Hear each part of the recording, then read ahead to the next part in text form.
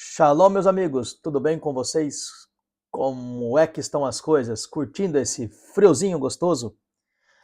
Vídeo de hoje, algumas reflexões e lições sobre as tzitziot, que é o plural da palavra tzitzit.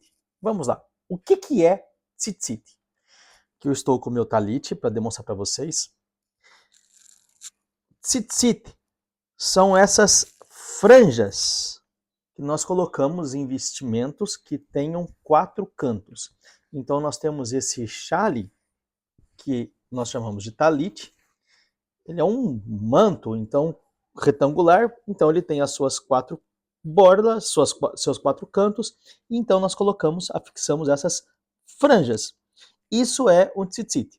A diferença desse tzitzit para o que está na Torá é que na Torá era determinado que tivesse junto com essa trama, com essas tranças, um fio de azul, techelet.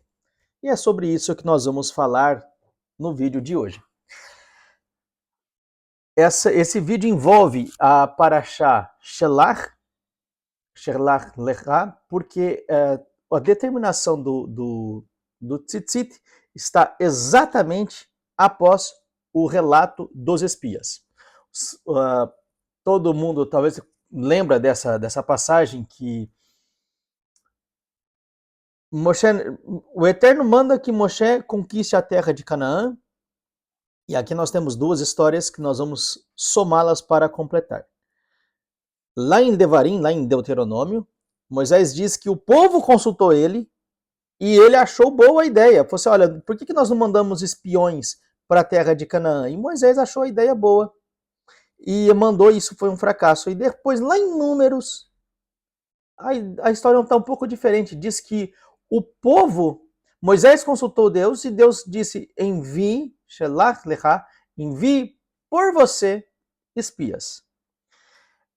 E isso é realmente um fracasso. Então, como é que poderia Deus mandar, o Eterno mandar que Moshe mande os espias e seja tão fracassado? O segredo está nesse Lecha. Mande por você, como se fosse, isso não é ideia minha não, Moisés. Quer mandar, manda por tua conta e risco. Manda por você, eu não mandaria. E eles mandam e aí acontece o fracasso todo. Então, vamos lá. A leitura do tzitzit acontece a partir do verso de Números 15 e 38, e o verso seguinte, os versos diz assim, fala aos filhos de Israel e diz-lhes que nas bordas de suas vestes façam franjas pelas suas gerações. E nas franjas das bordas ponham um cordão de techelet, um cordão de azul. E as franjas vos serão para que, vendo-as, vos lembreides dos mandamentos do Senhor e os cumprais. E não seguireis o vosso coração, nem após os vossos olhos, pelos quais andais vos prostituindo, para que vos lembreis de todos os meus mandamentos e os cumprais, e sejais santos a vosso Deus. Eu sou o Eterno vosso Deus, que vos tirei da terra do Egito para ser vosso Deus. Eu sou o Senhor vosso Deus. Olha que interessante. Quantas coisas aqui envolvendo Deus tirou da terra do Egito, Deus quer que seja santo, Deus quer que você veja esse tzitzit e não peque. Afinal, o que nós podemos aprender com o tzitzit? Eu fiz uma investigação sobre o uso do tzitzit e nós chegamos ao seguinte a alguns detalhes aqui que eu quero compartilhar com vocês. Uma das possíveis raízes da palavra tzitzit é a palavra tzitz. Por exemplo, no dicionário Halot de Koheler e Baumgartner, eles dizem que essa palavra poderia ter o sentido de mecha de cabelo, cacho, linha, borla, exposta na borda de uma peça de roupa. No acadiano, tzitzitu, uma parte móvel do tear. Siríaco, tzutzitá, borla, fio, cacho. Entrelaçamento no árabe, tzitzat ou tzitziat, uma ferramenta usada na tecelagem para uniformizar a urdidura e a trama. Refere-se à espora de um galo. Olha que interessante. Então, o corpo, algo que sai do corpo. Essa ideia vai ser bem interessante. Espora de um galo, chifre de um touro ou vaca e também há uma estaca para colher tâmaras, bem como uma ferramenta de tecelão. No livro de Ezequiel, no verso 8, capítulo 8, versículo 3, aparece a expressão Vaishilach Vaistelach tevinet yad vaireni betzitzit. Roshi, estendeu a forma de mão e tomou-me pelos tzitzit da cabeça. Que onde eu tenho mecha na cabeça? Cabelo. Então, aqui nesse verso de Ezequiel 8, nós conseguimos compreender que o uso de tzitzit como uma forma de franja, de mecha. Por isso que ele é feito, olha, ele é trançado, ele tem... Não vou explicar para vocês por que ele tem tantos nós, essas voltas, uma outra hora talvez. Mas a gente vê que ele é uma franja, uma mecha. Acho que em português melhor o conceito disso aqui seria borla. Da mesma palavra tzitz, tem uma outra palavra. Então a raiz, ela no hebraico, vou até explicar esse ponto aqui. Para nós entendermos melhor o hebraico, nós precisamos sempre pegar as palavras que são a raiz do termo e ver como ela se comporta, porque as palavras primas guardam o mesmo sentido da raiz. Por exemplo, em português, saudação. Saudação tem a raiz da palavra saúde. Então, o que é uma saudação? É um voto de que você tenha saúde. Nós podemos achar, por exemplo, a sanitas, do latim, e várias palavras decorridas. Saneamento, sanidade, sanitas quer dizer saúde. Saneamento, sanitário, assim vai. Nocere, o que fere. Innocere, inocente, o que não feriu. Então a gente acha a raiz, mesmo no português a gente tem isso. Então, no hebraico, da raiz tzitz, também temos a palavra tzitzat, que significa flor. Nós vamos achar essa palavra, por exemplo, em Isaías 28, versículo 4. E a flor caída do seu glorioso ornamento que está sobre a cabeça do fértil vale será como fruto temporão antes do verão, que vendo alguém e tendo ainda na mão o engole. Uma coisa bem interessante do hebraico é que os nomes, os substantivos, que são palavras que representam o nome das coisas, eles são atribuídos não tanto pelo que a coisa aparenta, mas pela sua função. Qual é a função de uma flor? Vamos lá. Dentro da casa de todo mundo, o que a flor é? Um adorno. Segundo, o que a flor é para o lugar que ela vem? A flor é uma extensão do corpo. Lembra lá do sentido árabe do esporão do galo, do chifre do touro? Pois é, ela é uma extensão do corpo e ela é a continuidade da árvore. A árvore solta a flor o fruto a semente e a árvore continua. Então, da flor, o que se espera da flor é que ela se torne um fruto. Quem tem árvores frutíferas sabe melhor disso do que eu. Então vamos lá. A gente consegue agora voltar ao tzitzit pela sua palavra próxima. Se o tzitzit, se a tzitzat, que é a flor, ela é uma extensão do corpo e ela tem uma função, adorno, continuidade da árvore. Então, qual é a função, continuidade da árvore através do fruto? Qual uma das funções do tzitzit? Primeiro, um adorno. Segundo, lembra que diz a descrição? Para que vereis e guardais os meus mandamentos. Então o tzitzit também tem um fruto esperado por ele. Qual é? Que se dê frutos através dos bons frutos da justiça, que a gente chama isso dentro do seio hebraico, seio judaico, de seguir as mitzvot. Quando a gente faz uma obra social, a gente fala, isso é uma mitzvah. O sentido de mitzvah não está só relacionado ao mandamento bíblico, mas às obrigações morais e éticas que todo ser humano tem. Por exemplo, você ajudar alguém que está precisando de ajuda, isso é uma mitzvah. Isso é uma obrigação sua. Interessante, né? Então, quanto à extensão Então, o tzitzit também é um adorno. Ele é a extensão da pessoa. Isso vai ajudar a gente a entender alguns textos, por exemplo, em 1 Samuel, capítulo 15, 26, depois 1 Samuel 24, 4 a 6 e o verso 20. O que acontece ali? Em 1 Samuel 15, 26 e seguintes, o Eterno desaprova Saul e Samuel corta as tzitziot de Saul.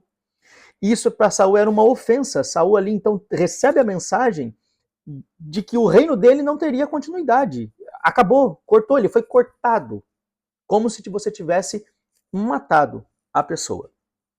Depois nós temos a mesma situação quando o rei Saul vai perseguir Davi, eles entram numa caverna, Davi vê o rei, vai quietinho ali na surdina, pega uma faca e corta as tzitziot de Saul.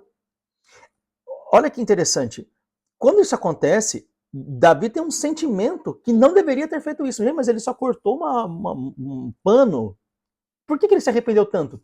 Na verdade, o que representou aquilo é como se Davi tivesse matado o próprio rei ou matado os filhos do rei. Vocês vão perceber que nesse enredo de Saul, quando Davi corta as vestes dele, o que Saul faz Davi prometer para ele? Que não mataria a sua descendência, que não extirparia a descendência de Saul. Mas por que isso? Porque quando Davi cortou as tzitziot do rei Saul, foi exatamente isso que representou o ato, tanto que Davi se arrependeu do que fez e o rei Saul entendeu a sua derrota com esse ato. Então a gente tem essa questão da tzitziot representar a inteireza da pessoa, a continuidade dela, é um apêndice da pessoa. Um outro texto que vai reforçar essa ideia é o texto de Isaías, no capítulo 6, versículo 1, quando o profeta Isaías, Yeshayahu, está tendo a visão das criaturas inflamadas, dos serafim. Naquele momento ele diz que a tradução em português usa a palavra secto. Secto é a parte baixa das vestes, justamente. Lembra onde era colocado o tzitzit? Na ponta. É como se naquele tempo vestisse um manto. Então na parte baixa do manto é onde estaria o tzitzit. Nas vestes, aqui a simbólica de Adonai, quando o tzitzit de Adonai entra no templo, é como se o próprio Adonai bastou isso para representar a própria presença de Adonai no templo. Existem uns comentários históricos que, se a pessoa mandasse o tzitzit dele junto com o contrato, equivaleria como a sua moderna assinatura. É sinal de aquiescência suficiente da pessoa. Então nós temos todos esses sentidos. Agora vamos reforçar isso quando a Torá determina que se faça tzitzit, mas na tzitzit tenha um fio de azul. Por que eu estou fazendo azul assim? Porque na verdade a gente não sabe que cor era essa. Calma assim, Daniel, calma, eu vou explicar. Ali na Torá nós temos a palavra hebraica tehelet. Tehelet pode significar vários aspectos. Primeiro, o que era isso? O tehelet era feito a partir de moluscos, então ele poderia ser desde uma cor brilhante, um avermelhado brilhante, até um violeta azulado. Então existe um espectro de cor dentro do que se fazia com esses moluscos na extração de cores. Deixa eu ver se eu tenho aqui para passar para vocês o nome desses moluscos. Bom, depois eu passo para vocês o nome dos moluscos. O fato é que esse processo de obter essa cor, o tehelet, era extremamente caro. Esses moluscos eram muito comuns na costa do Oceano Mediterrâneo, e um lugar onde era feito isso com muito esmero era na cidade de Tiro e Sidom, que eram cidades fenícias.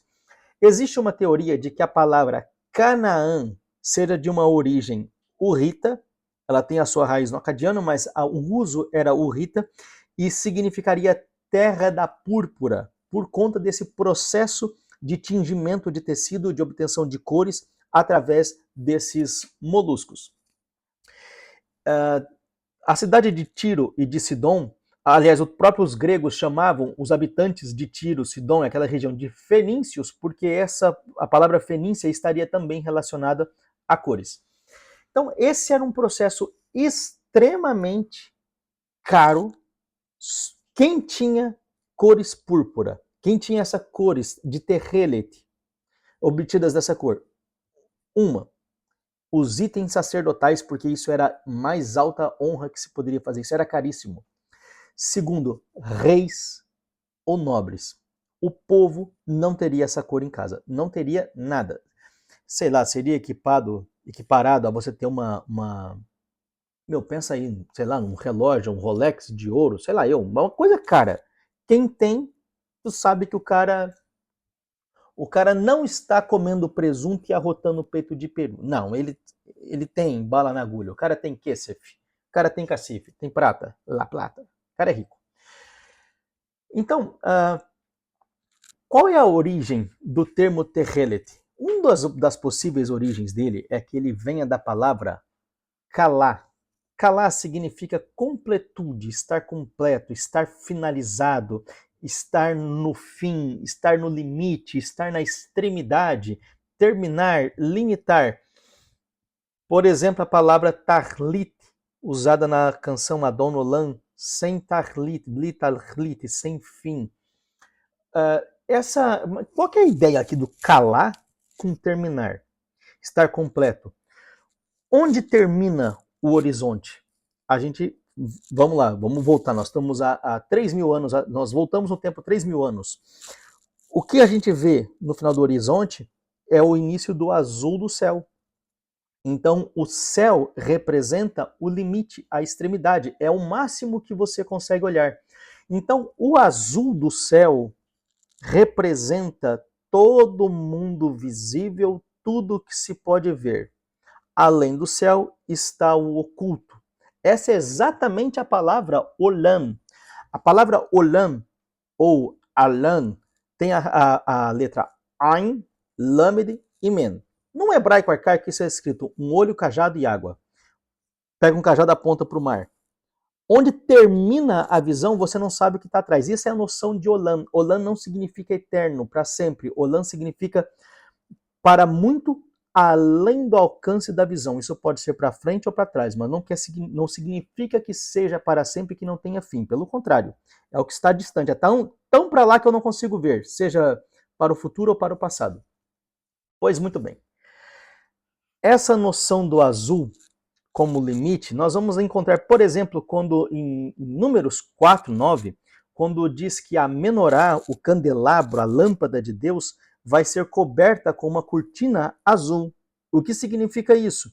Significa que a luz de Deus, a presença, a luz de Deus está oculta do mundo visível. O mundo visível protege ela. Você olhando para a menorá desse jeito, que você viria o manto azul. Ou seja, tentando ver o eterno, o criador, o que você vai ver são as coisas visíveis, criadas, mas você não vê o eterno porque ele está oculto, está fora do alcance de visão. Então, por conta desse azul que marca a extremidade, o fim, a completude da Terra, então, como eu vou chamar? O que é o kalá visível? O azul. Qual é a cor que me lembra kalá? Tehelet. Então, lembra que eu falei para vocês, o hebraico é nomeado pela função. Mais pela função. Então, quando eu coloco um cordão azul de Tehelet no tzitzit, qual é a coisa que ele vai me lembrar? O céu. Por conta do temor dos céus, Irat Hashem, temor de Deus, temor Irat Hashamayim, o temor dos céus, eu obrigatoriamente preciso me lembrar também do Malhut Hashamayim, do reino dos céus. E o reino dos céus é justamente a noção que o Eterno reina, eu sou súdito. Eu, sendo súbito, eu me submeto ao jugo do reino dos céus, ao jugo do reino do Eterno. Eu me comprometo, do jeito que eu posso, a ser fiel com as leis desse reino. Me comportar como se espera que eu me comporte no reino dos céus. Então, olhando para ele, vendo o azul, lembrando do céu, do que isso me implica? Temor dos céus. Temor da submissão ao reino dos céus. Começa a fazer sentido. Por que quando eu rezo o Shema Israel, ouve Israel, o eterno nosso Deus, o eterno é um, eu estou com um talit, eu estou coberto com um talit, com um cordão azul, porque justamente nós professamos a nossa submissão ao reino dos céus, simbolicamente através do Shema, recitado 2 vezes ao dia. Tanto que a gente termina o Shema Israel, dizemos, Baruch Shem Kevod Malchuto Leolam Vaed. Bendito o nome do glorioso reino que é eterno. Então, nós temos essa noção do reino dos céus, expressados pelo Tehelet, pelo azul. Mas não é só isso. Vamos lembrar aqui, quem tinha o azul?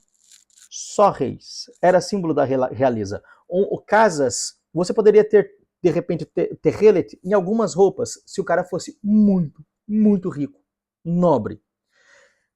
Pensa aí o Tehelet como um Rolex de ouro. Já sabe quem tem. Cara bom da grana. Itens, cortinas, maior que roupas, você só ia achar isso em palácio. Por exemplo, a gente tem isso nos palácios da Pérsia. Então, quem usava o Tehelet era um cara nobre. Sangue Tehelet, sangue azul. Nobreza, realeza. E agora, do que era feito o tzitzit? Existe uma proibição em Devarim 22:11, que diz assim, não te vestirás com diversos estofos juntos, de lã e linho. O verso 11 diz para não ter. Logo em seguida vem o verso 12. Franja porás nos 4 bordas da tua manta, com que te cobrires. Como os rabinos entenderam isso? Como os sábios entenderam isso a longo prazo? Que o tzitzit era uma exceção à regra. Eu não posso ter 2 tipos de estofo. Quem poderia, a não ser que fosse para fazer o tzitzit. Então, o tzitzit seria a mistura de lã e linho. Somente uma classe poderia usar essa mistura. Na roupa do sumo sacerdote, poderia ser feita a mistura. Você acha isso, por exemplo, em Êxodo 39:29, que ali existem misturas de linho e lã. Fora disso, nada teria lã e linho. Então, o azul está diretamente relacionado à realeza.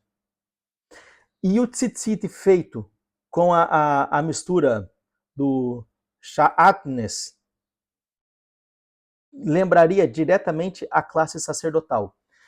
Quando eu lembro, então, do tzitzit, eu lembro de ser um reino sacerdotal. Lembra quando o Eterno disse isso?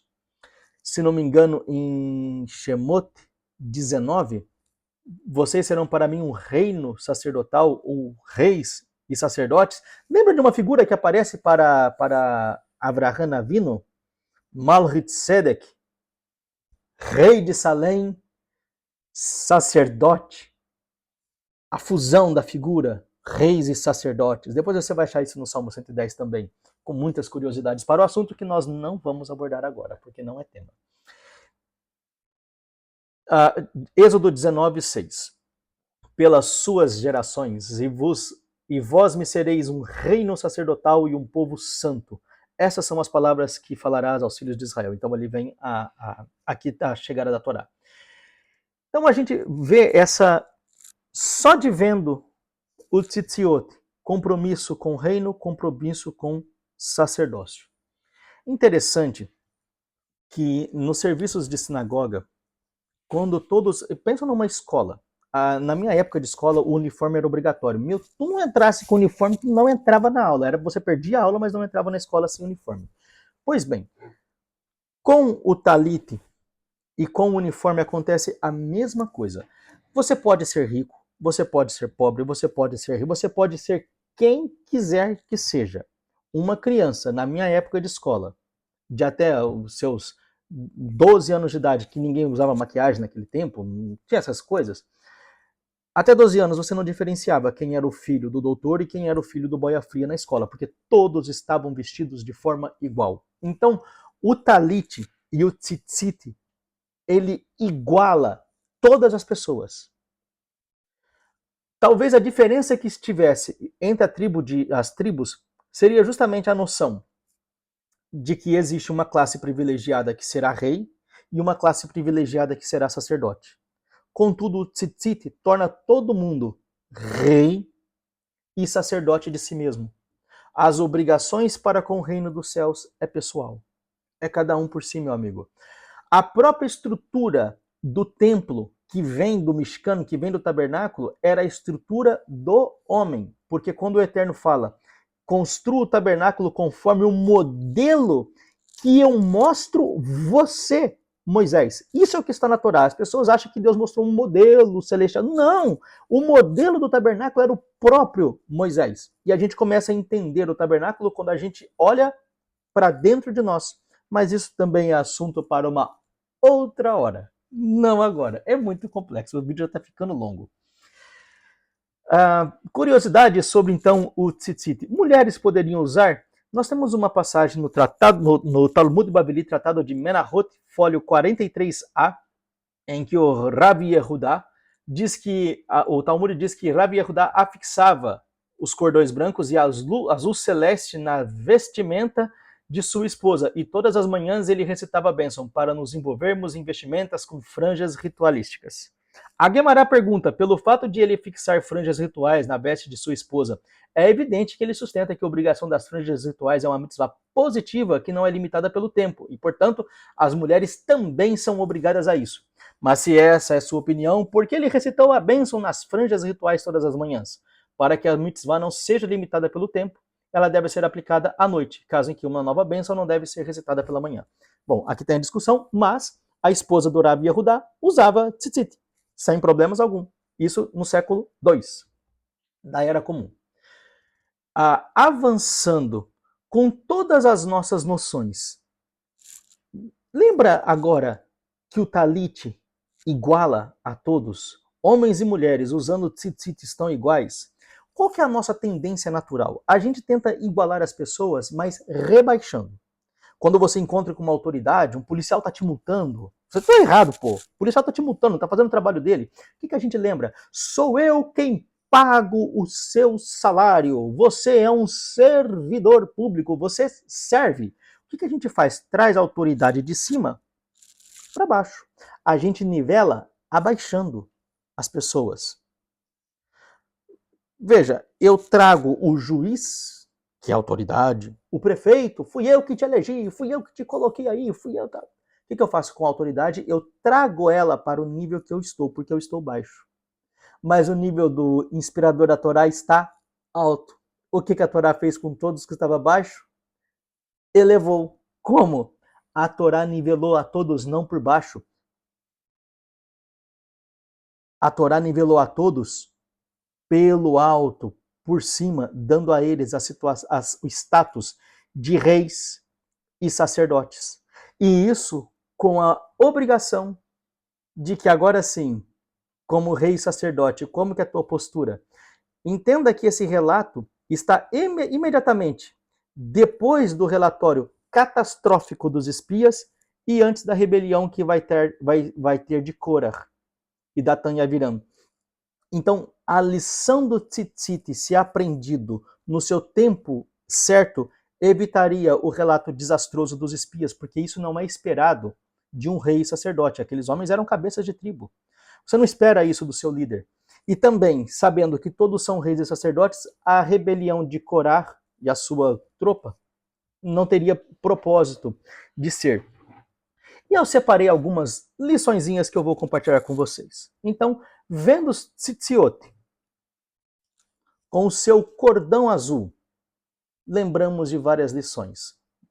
Uma delas, o Eterno vê o seu povo como reis e sacerdotes. Olha como o Eterno olha para ti. Deus não te vê como mendigo.